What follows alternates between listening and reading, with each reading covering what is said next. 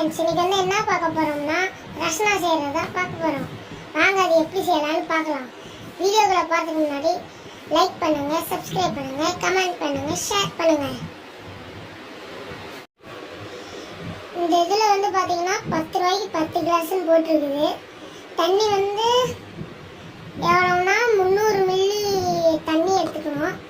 அப்புறமேட்டு சர்க்கரை, அப்புறமேட்டு கிளறதுக்கு ஒரு கரண்டி. இப்போ வாங்க, இதுக்குள்ளே வந்து 2 பேக்கெட் இருக்கும். ஒன்று வந்து லிக்விடாகவும் இன்னொன்று வந்து பவுடராகவும் இருக்கும். அதை வந்து தண்ணியில் வந்து பிரித்து ஊற்றிடணும். ஹலோ ஃப்ரெண்ட்ஸ், இதுதான் அந்த இது வந்து பவுட்ரு, இது வந்து லிக்விடு. முதல்ல வந்து பவுடரை கட் பண்ணி அதில் கொட்டிக்கலாம். பேக்கெட்டை வந்து ஓப்பன் பண்ணியாச்சு. இப்போ வந்து உள்ளே கொட்டுற மாதிரிங்க.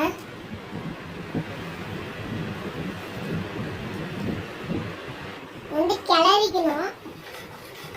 அப்படி நல்லா பவுட்ரு கடைய வரைக்கும் அப்படியே கிண்டிக்கிட்டே இருக்கணும்.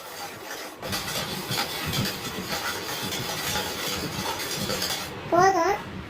இப்போ வாங்க ரெண்டாவது. இது வந்து என்ன ஃப்ளேவர்னு பார்த்தீங்கன்னா மேங்கோ ஃப்ளேவர். இது வந்து இதில் ஊற்றிக்கணும். இது ரெண்டையும் வந்து நல்லா கிண்டிக்கணும். அடுத்தது வந்து பார்த்தோம்னா நமக்கு சர்க்கரை வேலை மட்டும்தான். சர்க்கரை வந்து உங்களுக்கு தேவையான அளவு எவ்வளோ வேணுமோ அவ்வளோ போட்டுக்கலாம்.